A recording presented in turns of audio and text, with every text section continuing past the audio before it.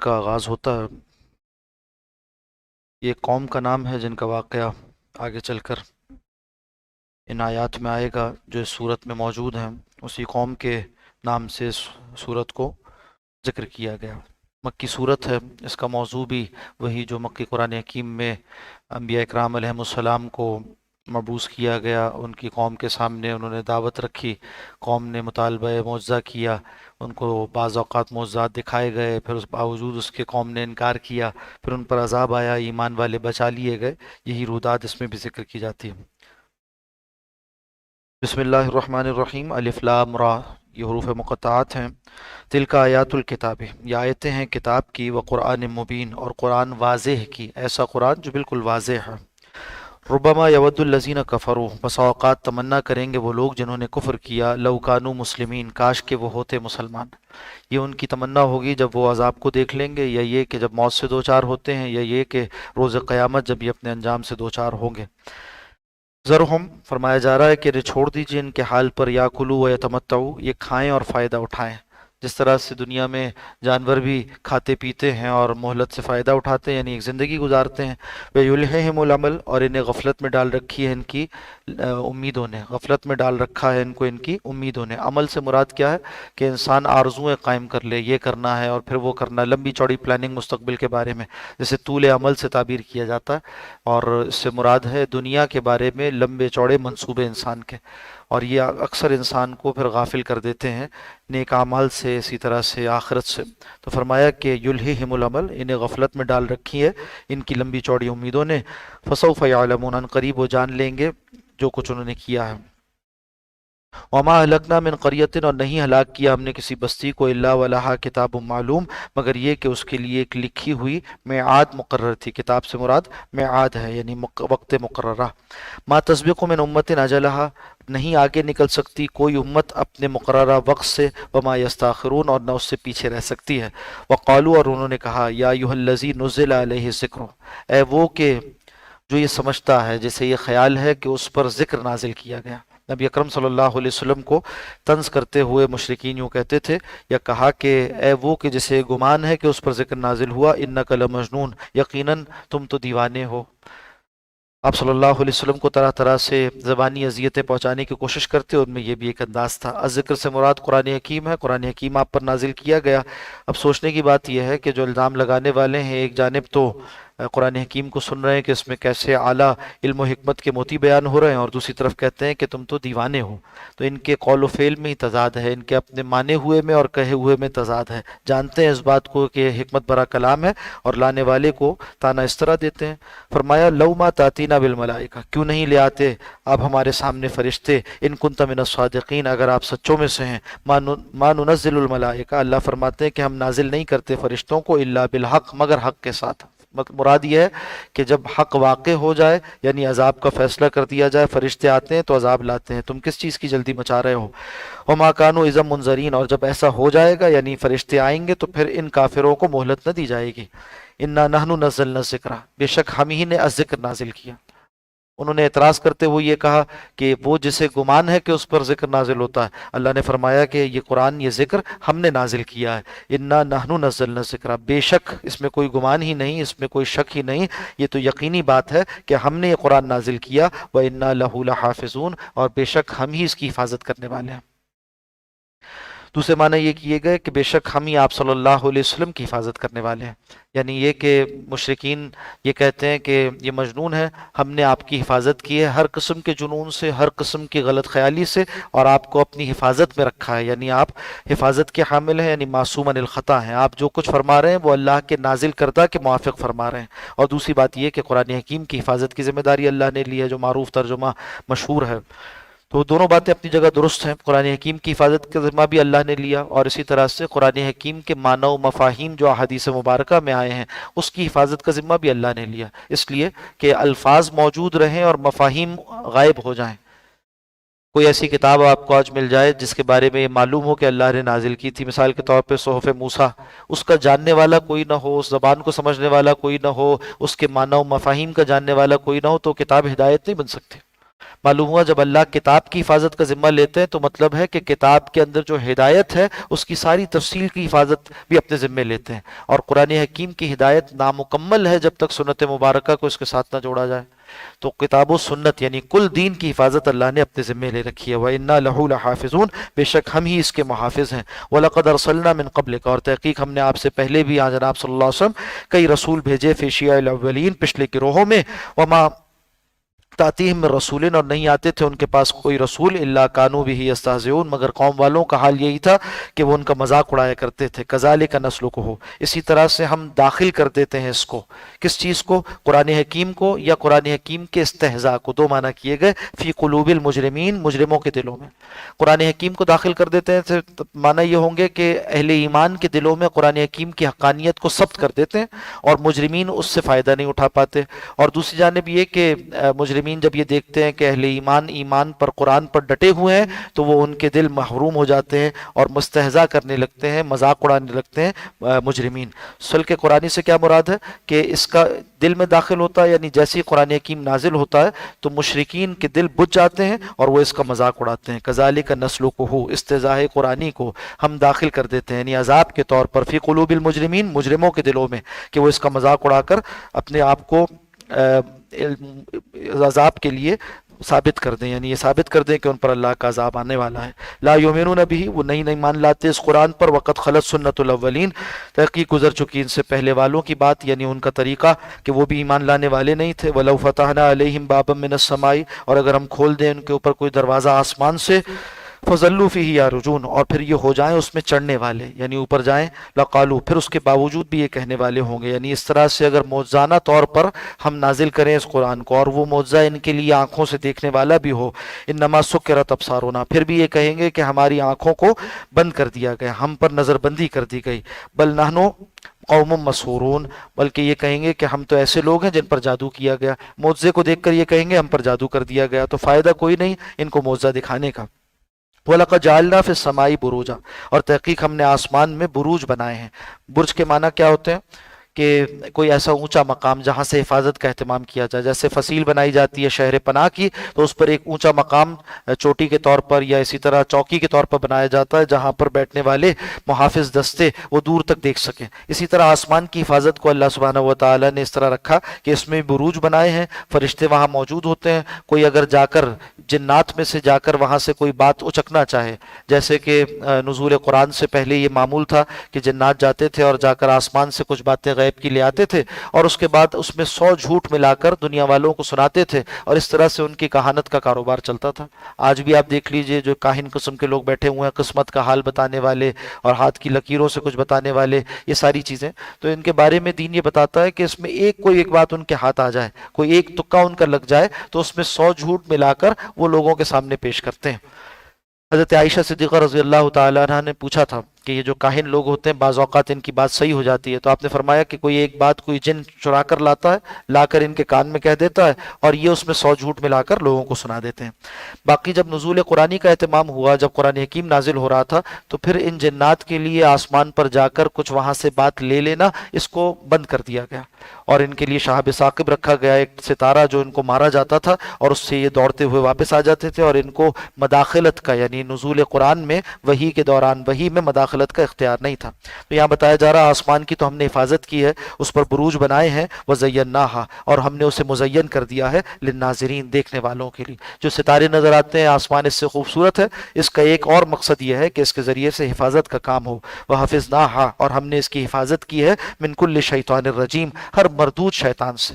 مردود ہے، دھتکارا گیا ہے، اس کے پیچھے ایک ستارہ لگا دیا جاتا ہے، ایک شعلہ اسے مارا جاتا ہے۔ وَالْأَرْضَ مَدَدْنَاهَا، اور ہم نے زمین کو پھیلایا، وَأَلْقَيْنَا فِيهَا رَوَاسِيَ، اور اس میں مضبوط پہاڑ گاڑ دیے، وَأَنبَتْنَا فِيهَا مِن كُلِّ شَيْءٍ موزون، اور اس میں اگائی ہم نے ہر وہ چیز جو یہاں ضرورت کی تھی ایک مقدار کے موافق۔ من كُلِّ شَيْءٍ سے مراد ہر ضرورت کی چیز جو انسان کو چاہیے تھی، موزون، مناسب مقدار کے موافق، جو اس کے لیے روزگار میں ضرورت تھی۔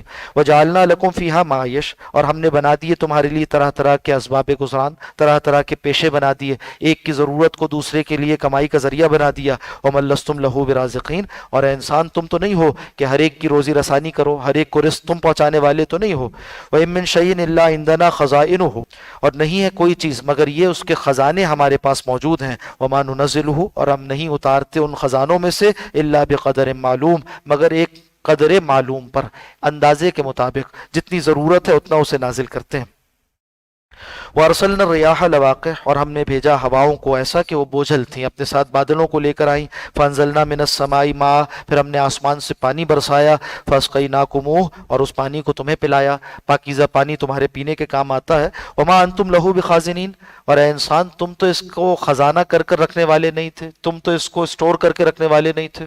جتنا پانی اللہ نے سمندروں سے اٹھایا اور اس کے بعد آسمانوں میں اس کو بادلوں کی صورت میں رکھا اور دور دراز کے علاقوں تک پہنچایا، یہ کام اگر انسان کو کرنا پڑتا تو کتنا مشکل ہو جاتا، اس پانی کو صاف کرنے پر کیا خرچ آتا، پھر اس کو کہاں سے کہاں تک پہنچانا اس کے لیے کتنا مشکل ہوتا۔ اللہ نے ایک نظام بنا دیا، کیا سمندروں سے وہ پانی بادلوں کی صورت اختیار کرتا ہے، بادل ہواؤں کے ساتھ سفر کرتے ہوئے جاتے ہیں اور ایسی ایسی زمینوں پر برس جاتے ہیں جہاں کے قریب سمندر نہیں ہوتا، جہاں سمندر کا گزران نہیں ہے۔ تو فرمایا وما انتم لہو بخازنین، تم تو اس کے خزانہ کرنے والے نہیں۔ اسی طرح پھر وہ برستا ہے پانی، زمین کے اندر بھی اس کا خزانہ اللہ فرماتے ہیں، زیر زمین پانی بھی تمہارے لیے رکھ دیتے ہیں۔ وَإِنَّا، اور بے شک ہم ہی، لَنَحْنُ، بے شک ہم ہی، نُحْيِي وَنُمِيتُ، زندہ کرتے ہیں اور مارتے ہیں، وَنَحْنُ الْوَارِثِينَ، وارثون، اور بے شک ہم ہی وارث ہیں۔ وَلَقَدْ عَلِمْنَا الْمُسْتَقْدِمِينَ مِنْكُمْ، اور بے شک ہم جانتے ہیں تم میں سے ان لوگوں کو جو پہلے ہو گزرے، وَلَقَدْ عَلِمْنَا الْمُسْتَأْخِرِينَ، اور تم میں سے وہ بھی جو بعد آئیں گے، یعنی پچھلی قوموں کو بھی اللہ جانتا ہے، بعد والوں کو بھی۔ دوسرے معنی یہ کیے گئے جو تم میں سے آگے بڑھتے ہیں نیکی کرنے کے لیے انہیں بھی اللہ جانتا ہے، جو تم میں سے پیچھے ہٹ جاتے ہیں نیکیوں سے اللہ انہیں بھی جانتا ہے، نیکیوں میں سبقت کرنے والوں سے بھی واقف ہے اور برائیوں میں سے رکنے والوں سے بھی واقف ہے۔ وَإِنَّ رَبَّكَ، اور بے شک آپ کا رب، ہوا یحشرہم، ان سب کو اکٹھا کرے گا، وہی انہو حکیم علیم، بلا شبہ وہ بڑی حکمت والا خوب جاننے والا ہے۔ وَلَقَدْ خَلَقْنَا الْإِنسَانَ مِنْ صَلْصَالٍ، اور تحقیق ہم نے پیدا کیا انسان کو بجنے والی مٹی سے، سلسال ایسی جس کے اندر ایک کھنک پیدا ہو جائے، من حمأ مسنون، ایسے گارے سے وہ بنائی گئی کہ جو پہلے رکھا گیا اور کچھ وقت گزرنے کے بعد اس میں سننے کی کیفیت پیدا ہو گئی، اس کے اندر لیس پیدا ہو گئی تھی۔ مختلف مراحل جو اس سے پہلے بھی ہم پڑھائے ہیں، انسان کا مادہ تخلیق مٹی، اور اس مٹی پہ مختلف ادوار گزرے۔ والجان خلقناہ، اور ہم ہی نے پیدا کیا تھا جان کو بھی۔ اس سے دو معنی لیے گئے، ایک مراد یہ ہے کہ جان خود اس میں جنس ہے جنات کے لیے، جنات کو پیدا کیا تم سے پہلے، انسانوں سے پہلے، اور دوسری رائے یہ ہے مفسرین کی کہ جان نام ہے اس جن کا جو جنات کے سلسلے میں سب سے پہلا پیدا کیا گیا، جیسے سلسلہ انسانی میں آدم علیہ السلام سارے انسانوں کے والد ہیں، ایسے جنات کے سلسلے میں سب سے پہلا جن جسے پیدا کیا اس کا نام جان تھا، تو کہا کہ ہم نے جان کو پیدا کیا تم سے پہلے، من قبل، یعنی انسانوں سے بھی پہلے، من نار السموم، ایسی آگ سے جس میں حرارت ہوتی ہے، بھڑکتے ہوئے آگ کے شعلے سے جنات کو پیدا کیا، انسان کو مٹی سے اور جنات کو آگ سے پیدا کیا۔ وَإِذْ قَالَ، اور یاد کرو جب کہا اللہ نے، ربک للملائکہ، تمہارے رب نے فرشتوں سے، انی خالق بشرن، میں پیدا کرنے والا ہوں ایک بشر، یعنی انسان جو بشر ہے، من صلصال من حمأ مسنون، بجنے والی مٹی یعنی سڑے ہوئے گارے سے، فَإِذَا سَوَيْتُهُ، جب میں اسے پورا اچھا کر دوں، اس کو سوار دوں، اس کے آنکھ کان سب کچھ پلک سوار کر بنا دوں، وَنَفَخْتُ فِيهِ مِن رُوحِي، اور اس میں پھونک دوں اپنی جناب سے روح۔ یہاں جو فرمایا کہ اپنی طرف سے روح پھونک دوں، اس سے مراد یہ ہے کہ اللہ کی طرف سے خاص اکرام کیا گیا، روحی سے مراد ہے یہ یا جو ہے نسبت تشریفی کی ہے، یعنی اللہ نے اس روح کو ایک شرف عطا کیا ہے کہ اسے اپنی جانب منسوب کیا، جیسے کوئی شخص کہے کہ کتابی یہ میری کتاب ہے، تو اس سے مراد یہ ہوتا ہے کہ یہ کتاب اس کی خاص کتاب ہے، اس کا یہ مطلب نہیں ہے وہ کتاب اس کے جسم کا حصہ ہے، اس کی ملکیت میں ہے، یہ مراد ہوتی ہے۔ تو اسی طرح سے انسان کے اندر جو روح ہے یہ اللہ کی مخلوق ہے، اس معنی میں یعنی روحی سے یہ مراد لینا کہ اللہ نے اپنی روح میں سے کچھ حصہ نکال کر پھونک دیا، یہ شرک اکبر ہے، ایسا ماننے سے انسان کافر ہو جاتا ہے، اور روح کو اللہ کا حصہ ماننا یہ جائز نہیں ہے۔ بات کیا ہے کہ اللہ نے اس روح کو شرف عطا فرمایا، اس روح کو بھی تخلیق فرمایا، جیسے جسم کو تخلیق کیا، دونوں کی تخلیق کا انداز الگ الگ ہے، پھر اس کو ایک جگہ محفوظ کر دیا اور اپنی جناب سے خاص حکم کے ساتھ، خاص شرف کے ساتھ انسان میں پھونک دیا۔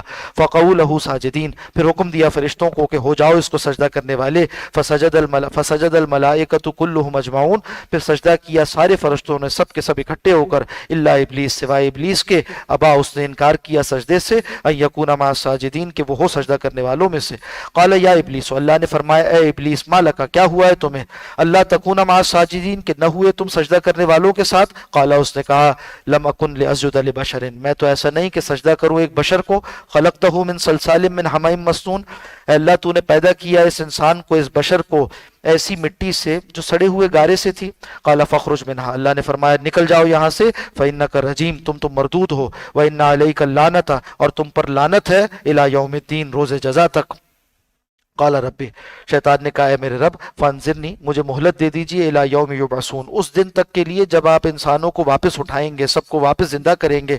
काला, अल्लाह ने फरमाया, फ़इन्नका मिनल मुनज़रीन, तुम मोहलत दिए गए में से हो, जिन्हें मोहलत दी गई उनमें से हो, यानी तुम्हें वो मोहलत दी कब तक, इला यौमिल वक्तिल मालूम, एक वक्त मालूम तक। ये क्या है, मुफस्सिरीन ने लिखा कि जो नफ़ख़े ऊला होगा, जब पहली मरतबा सूर में फूका जाएगा, उस वक्त शैतान को भी मौत आ जाएगी। काला रब्बी बिमा अग़वैतनी, अब वो अपनी सरकशी में कहने लगा कि मेरे रब, जैसा कि तूने मुझे गुमराह किया, लउज़य्यिनन्ना लहुम फिल अर्ज़ि, मैं इंसान के लिए सवार कर दिखाऊंगा जमीन में गुनाहों को, वलउग़वियन्नहुम, और जरूर गुमराह करूंगा इनको, अजमईन, इन सबको कोशिश करूंगा कि सबको गुमराह करूं, इल्ला इबादका मिनहुमुल मुखलसीन, मगर इनमें से बच जाएंगे तेरे वो बंदे जो चुनिंदा होंगे, जिन्हें तूने खालिस किया होगा, जिन्हें तू तौफीक दे दे गुनाहों से बचने की। काला हाजा सिरातुन, अल्लाह ने फरमाया ये रास्ता है मेरा, अलैया मुस्तकीम, जो मुझ तक लाता है, यानी मेरी जन्नत तक लाता है, बिल्कुल सीधा, यानी सिरात मुस्तकीम, वो बिल्कुल वाजे हमने कर दिया। अब जो तेरे रास्ते पर चलेंगे उनको सजा दी जाएगी। इन्ना इबादी, बेशक मेरे बंदे, लैसा लका अलैहिम सुल्तानुन, ऐ शैतान तुम्हारा उन पर, मेरे खास बंदों पर कोई इख्तियार न होगा, कोई गलबा न चलेगा, इल्ला मन तबाका मिनल गावीन, सिवाय उनके जो तेरी पैरवी करें गुमराहों में से होकर। व इन्ना जहन्नमा, और बेशक जहन्नम, लमौइदुहुम अजमईन, इन सब के लिए वादागाह है, इंसानों में से जो गुमराह हुए उनके लिए भी, और जिनको भी, जिन्नात में से भी, और शैतान को भी उसमें डाला जाएगा। लहा सबअतु अब्वाब, जहन्नम है जिसके 7 दरवाजे हैं, लिकुल्लि बाबिन, उनमें से हर दरवाजे के लिए, मिनहुम जुज़उम मक़सूम, इन गुमराहों में से एक हिस्सा मुतय्यन किया गया है। जैसे जन्नत में से जन्नत के दरवाजे मुतय्यन है कि ये रोज़ेदारों के दरवाज़ा है, ये नमाजियों का है, फला फला नेकियों के लिए, इसी तरह नेकोकारों के लिए, ऐसे ही जहन्नम में भी मुख्तलिफ तरह की गुमराहियों के शिकार, मुख्तलिफ गुनाहों में मुब्तला लोगों के लिए अलग अलग दरवाजे होंगे कि वो गुनाहगार उस दरवाजे से दाखिल किए जाएंगे। उन 7 दरवाज़ों में से हर दरवाज़ा ख़ास किस्म के गुनाहों के लिए। फरमाया इन्नल मुत्तकीना, बेशक मुत्तकी लोग, फ़ी जन्नातिन व उयून, बागात में होंगे और चश्मों में होंगे। उदखुलूहा बिसलामिन आमिनीन, कहा जाएगा उनसे दाखिल हो जाओ सलामती के साथ, बाअमन। व नज़ाना मा फ़ी सुदूरिहिम मिन ग़िल्लिन, और हम निकाल लेंगे जो कुछ उनके सीनों में बाकी रह जाएगा, बाहमी कीना। इख्वानन, इस हाल में जन्नत में दाखिल होंगे कि बाहम भाई भाई होंगे, अला सुरुर मुतकाबिलीन, और बैठे हुए होंगे तख्तों पर आमने सामने। ला यमस्सुहुम फीहा नसबुन, नहीं पहुंचेगी उन्हें वहां उन जन्नत के बागात में कोई थकावट, वला वमा हुम मिनहा बिमुखरजीन, और वो वहां से निकाले भी ना जाएंगे, यानी हमेशा उस जन्नत में रहेंगे, थकावट भी नहीं होगी। जन्नत की नेमतों में से एक नेमत यह है कि वहां थकावट का एहसास भी नहीं होगा।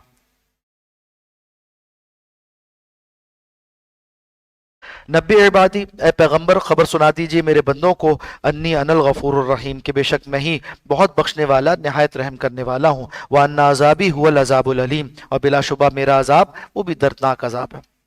मुकम्मल तारुफ करवाया गया कि अल्लाह बख्शने वाला भी है और अजाब देने वाला भी है। वह नब्बिहुम, और उन्हें बाखबर कीजिए, अन ज़ैफ़ी इब्राहीम, बताइए जो इब्राहीम अलैहिस्सलाम के पास मेहमान आए थे उनका माजरा क्या हुआ। इस दखलू अलैहि, जब वो आए उनके पास, फ़क़ालू सलामा, उन्होंने आकर कहा सलाम।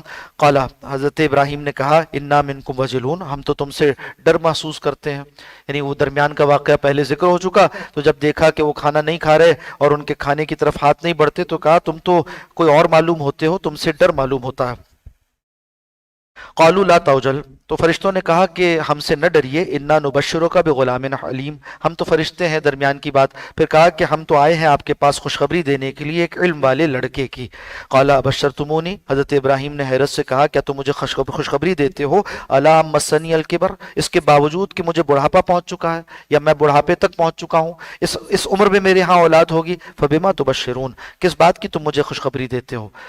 قالو انہوں نے کہا بشرناک بالحق، ہم آپ کو امر واقعی کی خوشخبری دیتے ہیں، ایسے ہی ہو کر رہے گا، فلا تکم من القانتین، آپ نا امیدوں میں سے نہ ہو۔ قالا انہوں نے کہا ومن یقنت، کون ہے جو نا امید ہوتا ہے، من رحمت ربی، اپنے رب کی رحمت سے، الا الضالون، سوائے گمراہ لوگوں کے، میں تو اللہ سے امید رکھنے والا ہوں۔ قالا اللہ نے فرمایا فما خطبکم، پھر آگے حضرت ابراہیم نے سوال کیا فما خطبکم، تمہارا کیا مقصد ہے، یعنی کس مہم پر آئے ہو، کہاں کو جاتے ہو، ایھا المرسلون، اے بھیجے ہوئوں یعنی فرشتوں۔ قالو انہوں نے کہا انا ارسلنا الی قوم مجرمین، ہم تو بھیجے گئے ہیں ایک مجرم قوم کی طرف۔ اتنا واضح تھا قوم لوط کا مجرم ہونا کہ صرف اتنا کہنا ہی واضح ہو گیا کہ قوم لوط کی طرف ان کو بھیجا جا رہا ہے۔ فرمایا الا آل لوط، سوائے آل لوط کے کہ حضرت لوط علیہ السلام کے جو گھر والے ہیں ان کو ہم بچا لیں گے، ان کو سزا نہیں دیں گے، انا لمنجوہم، ہم انہیں نجات دے لیں گے، بچا لیں گے، اجمعین سب کو، الا امرأتہ، سوائے ان کی بیوی کو، قدرنا یہ بات طے کر دی گئی ہے، انہا لمن الغابرین کہ وہ ہوگی پیچھے رہ جانے والوں میں سے۔ فلما جاء آل لوط المرسلون، اور جب آ گئے آل لوط کے پاس یعنی حضرت لوط علیہ السلام کے گھر پر وہ قاصد جو بھیجے گئے تھے فرشتے، قال حضرت لوط علیہ السلام نے فرمایا انکم قوم منکرون، تم تو اجنبی لوگ معلوم ہوتے ہو، پہچانے ہوئے نہیں لگتے، کہاں سے آئے ہو، کون ہو؟ قالو انہوں نے کہا بل جئناک بما کانوا فیہ یمترون، ہم لے کر آئے ہیں آپ کے پاس وہ چیز جس کا یہ قوم والے، جس کے بارے میں قوم والے شک کا اظہار کرتے تھے، یعنی عذاب لے کر آ گئے ہیں۔ واتیناک بالحق، اور ہم آئے ہیں آپ کے پاس حق کے ساتھ، وانا لصادقون، اور بے شک ہم سچے ہیں۔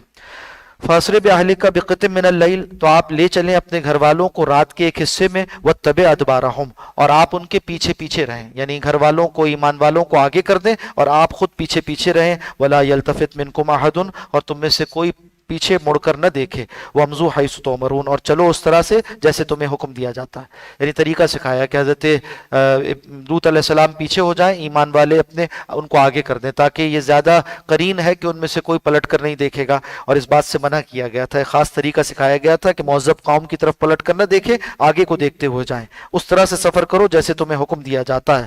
وقضینا الیہ ذلک الامر، ہم نے یہ فیصلہ سنا دیا تھا ان کے معاملے میں، ان دابر ہؤلاء مقطوع، کہ اس قوم کا حال تو یہ ہوگا کہ ان کی جڑ کاٹ دی جائے گی، مصبحین، صبح کے وقت، صبح ہوتے ہوتے ان پر عذاب آ جائے گا۔ وجاء اہل المدینۃ، دوسری طرف قوم جو شہر صدوم کے رہنے والے تھے، اس قوم کا حال کیا تھا، وہ رہنے والے اس شہر کے، یستبشرون، وہ تو خوشیاں منا رہے تھے، انہوں نے دیکھا کہ نوجوان لڑکے آئے ہیں، خوبصورت لڑکے، اور دوسری طرف وہ بدطینت تھے اور بدخصلت لوگ تھے قوم والے، تو وہ خوشیاں منا رہے تھے ان لڑکوں کے آنے پر۔ قالا، لوط علیہ السلام نے کہا کہ ان ہؤلاء ضیفی، قوم والوں سے کہا کہ یہ تو میرے مہمان ہیں، فلا تفضحون، دیکھو ان کے سامنے مجھے رسوا نہ کرو، واتقوا اللہ، اور اللہ سے ڈرو، ولا تخزون، اور دیکھو مجھے ذلیل نہ کرو۔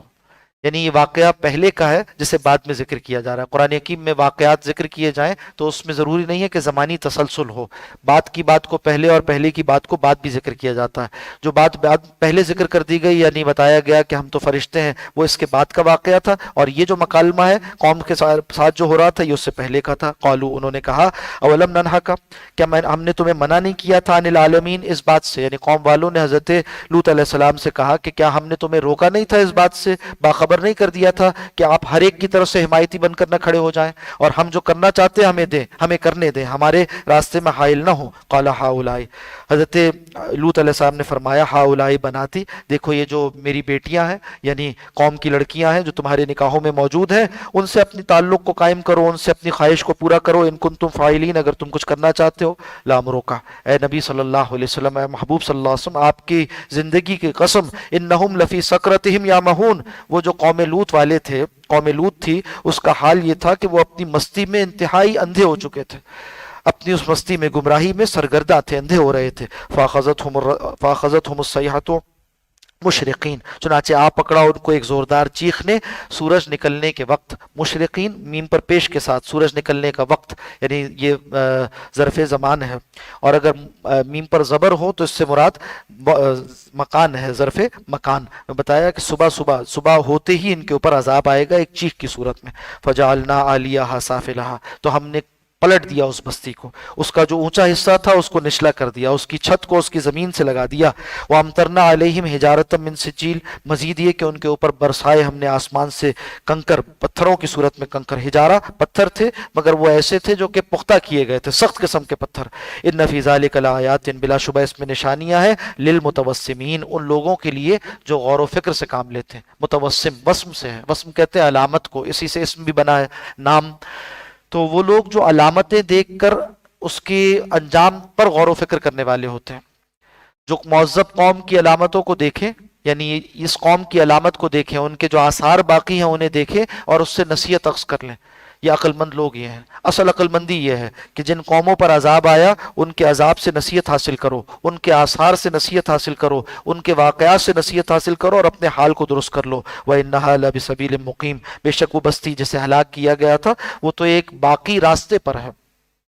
قوم والے یعنی مشرکین مکہ یہ سفر کیا کرتے تھے، جب یہ حجاز سے شام جاتے اور عراق سے مصر جاتے تو اتباع شدہ علاقے ان کے راستے میں پڑتے تھے، اور یہ جو قوم لوط تھی اس کا جو مسکن تھا وہ جو ڈیڈ سی کہلاتا ہے، جو بحر مردار ہے، وہ بھی ان کے راستے میں آتا تھا۔ تو کہا کہ ایسے راستے پر واقع ہے وہ تو کہ جو ابھی تک موجود ہے اور آج بھی موجود ہے، جانے والے وہاں سے گزرتے ہیں اور عبرت لینے والے اس سے عبرت لیتے ہیں۔ لب سبیل مقیم، ایسے راستے پر جو اب تک موجود ہے۔ ان فی ذلک لآیۃ، بلا شبہ اس میں نشانی ہے، للمومنین، اہل ایمان کے لیے۔ وان کان اصحاب الایکہ، اور بے شک اصحاب ایکہ، ایکہ کہتے ہیں بستی کو، اور کون سی بستی تھی؟ حضرت شعیب علیہ السلام کی قوم جہاں بستی تھی اس بستی کو یہ نام دیا گیا لظالمین، کہ وہ ظالم لوگ تھے۔ ایکا کے ایک معنی یہ بھی کیے گئے کہ یہ درختوں والی بستی تھی، یعنی ایکا کہتے ہیں درخت کو، ایسا جنگل جس میں گھنے درخت ہوں۔ حضرت شعیب علیہ السلام کی قوم جہاں بستی تھی اس کے ساتھ جو ہے وہ ایک درختوں والی علاقہ یعنی گھنا جنگل تھا، اس لیے بھی انہیں ایکا کہا گیا۔ اور اس کا جو مرکزی شہر تھا اس کا نام مدائن تھا، حجاز سے فلسطین اور شام جاتے ہوئے راستے میں پڑتا ہے۔ تو فرمایا کہ وَإِن كَانَ أَصْحَابُ الْأَيْكَةِ لَظَالِمِينَ، بے شک اصحاب ایکا یعنی حضرت شعیب علیہ السلام کی مخاطب قوم وہ بھی ظالم لوگ تھے۔ فَانْتَقَمْنَا مِنْهُمْ، تو ہم نے ان سے انتقام لیا۔ وَإِنَّهُمَا لَبِإِمَامٍ مُبِينٍ، بے شک یہ دونوں بستیاں، حضرت لوط علیہ السلام کی قوم والی بستی اور حضرت شعیب علیہ السلام کی قوم کی بستی، یہ دونوں موجود ہیں، تباہ شدہ بستیاں موجود ہیں ایک ایسے راستے پر جو واضح ہے۔ لَبِإِمَامٍ مُبِينٍ، ایسا راستہ جس میں یہ دونوں گزرنے والے ان کو دیکھتے ہیں، ان بستیوں کو دیکھتے ہیں۔ وَلَقَدْ كَذَّبَ أَصْحَابُ الْحِجْرِ الْمُرْسَلِينَ، اور تحقیق جھٹلایا اصحاب ہجر نے بھی رسولوں کو۔ اصحاب ہجر کون تھے؟ یہ بھی ہجر قوم سمود کا نام ہے، اس کا مرکزی شہر تھا جس کا نام ہجر تھا، اس لیے قوم سمود کو اصحاب ہجر سے بھی تعبیر کیا گیا۔ فرمایا وَآتَيْنَاهُمْ آیاتنا، ہم نے ان کو دکھائی تھی اپنی بڑی نشانیاں۔ فَكَانُوا عَنْهَا مُعْرِضِينَ، مگر وہ اس سے اعراض کرنے والے تھے۔ وَكَانُوا يَنْحِتُونَ مِنَ الْجِبَالِ بُيُوتًا آمِنِينَ، اور تراشتے تھے پہاڑوں میں گھر بے خوف ہو کر۔ فَأَخَذَتْهُمُ الصَّيْحَةُ، انہیں آ کر پکڑا ایک چیخ نے، مصبحین، صبح کے وقت۔ فما اغنا عنہم ما کانوا یکسبون، تو کچھ فائدہ نہ دیا ان کے مال نے ان کو جو وہ کمایا کرتے تھے۔ وما خلقنا السماوات والارض، اور ہم نے نہیں پیدا کیا آسمانوں کو اور زمین کو۔ وما بینہما، اور جو کچھ اس کے مابین ہے، الا بالحق، مگر حق کے ساتھ۔ وان الساعۃ لآتیۃ، اور بے شک قیامت آنے والی ہے۔ فاصفح الصفح الجمیل، تو آپ درگزر کیجئے ان سے اچھے انداز میں درگزر کرنا، آپ کا کام پیغام پہنچانا ہے، پھر ان کو چاہیے کہ ایمان لائیں۔ ان ربک هو الخلاق العلیم، بے شک آپ کا رب تو وہ ہے جو بہت خلاق ہے، یعنی بڑا پیدا کرنے والا ہے، اس کی شان تخلیقی ایسی ہے، شان خلاقی ایسی ہے جیسا کوئی اور نہیں، اور بہت علم والا ہے، جاننے والا ہے۔ وَلَقَدْ آتَيْنَاكَ سَبًّا مِّنَ الْمَثَانِي، اور تحقیق ہم نے آپ کو 7 ایسی آیات عطا کی ہیں جو بار بار دہرائے جانے کے قابل ہیں۔ اس سے مراد کیا ہے؟ اس سے سورہ فاتحہ کی 7 آیات مراد ہیں۔ مرفوع روایت میں اس بات کا تذکرہ آتا ہے کہ اس سے مراد سورہ فاتحہ ہے، اور ہر بار دہرائی جاتی ہے، یعنی نماز میں دہرائی جاتی ہے، ہر نماز میں اس کو شامل کر دیا گیا۔ والقرآن العظیم، اور قرآن عظیم، اس کا مطلب کیا ہے کہ سورہ فاتحہ اپنی فضیلت کے اعتبار سے قرآن عظیم کے برابر ہے، ایک معنی۔